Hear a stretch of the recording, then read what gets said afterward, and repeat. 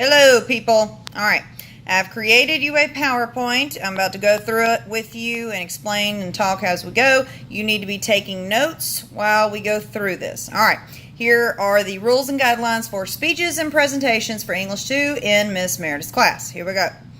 All right, and good morning, by the way. Let the stress begin. Now, let me remind you, you are going to be frustrated in your group projects occasionally. You need to get used to that. We've talked about that a million times before. I'm just reminding you one more time.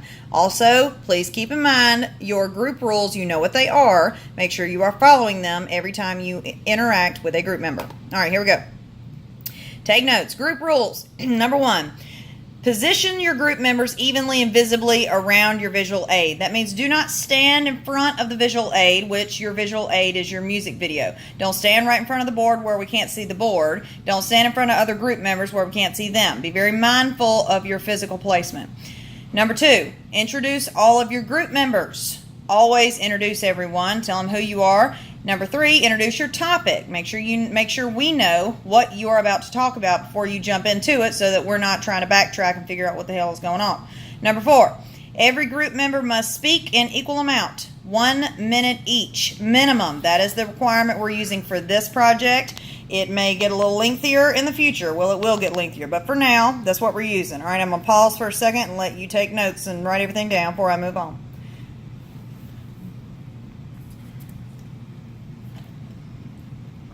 Sorry, I'm holding my hand as still as I possibly can on the screen, but you know. All right, moving on. Added extras. Consider having something to pass out or to pass around to your audience. It's not required, but it will help catch the audience's attention, and it makes it a little more interesting. And after we've heard a couple of speeches, we're going to be tired, and you need to refocus us. If you don't have anything to pass around, consider opening with some kind of question or statement or story or something like that to catch our attention. If you just jump right into the music video, then we might get bored pretty quickly. You need to introduce your project in some way that is interesting. If you do choose to pass something around, make sure it does link to your topic. Don't bring everybody in a bunch of dang apples to eat if it has nothing to do with apples. Your music video has nothing to do with apples. So, don't do that. Objects, items, pictures, any tangible object that aids in topic understanding. Individual speech rules and guidelines. Here we go. All right, these are the most important. Number 1, be loud. Speak loudly and clearly so we can hear and understand you. This is a common issue, and if you get up there and you do not project your voice, we're not going to have any clue about what you're saying. If we don't know what you're saying, I can't even give you credit for your speech. I don't know if you're knowledgeable about your topic or not because I can't hear you. Number 2, maintain eye contact with your audience. Your audience, by the way, is the class, not the teacher. You do not stare at me while you are presenting. Okay, if you do, I'll correct you midway and it'll throw you off, but I'm just going to tell you, don't do that. Number 3, try not to hesitate. I know that it's impossible to never, ever hesitate ever in your life. Obviously, we all hesitate. I hesitate. But know your speech well enough that it doesn't look like you're fumbling. It doesn't look like you're just trying to figure out what goes next. Number 4, be knowledgeable about your topic. Know your topic and speech well enough to speak without reading anything to us. You're not allowed to have anything up there and just read to us anyway. You cannot stand in front of the room and read this, what the next one says, and read something to us. You may have note cards, but that should only be used to keep yourself on track, not for you to read it to us. We can read things ourselves. That's not what we need you to do.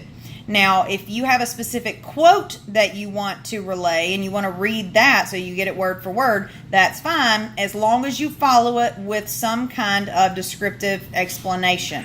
If you read us something and then there is no explanation afterward, then you're going to have significant points deducted for that.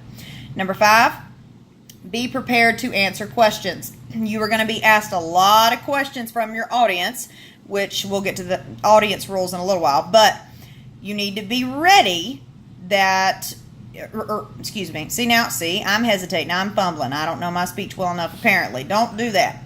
I'm playing, everybody hesitates. It's okay to mess up sometimes, y'all. Just make sure you pick it back up and get back on track.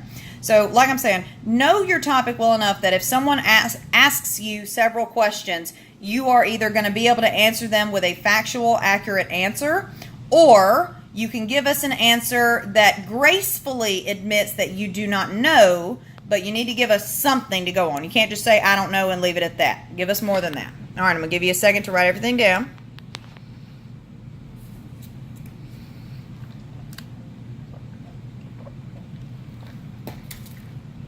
All right, moving on.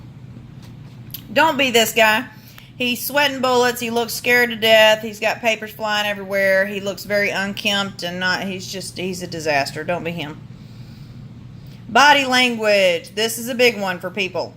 A lot of people mess this one up because it's almost second nature sometimes for us to stand and lean against something or put our hands in our pockets or whatever. I do this too.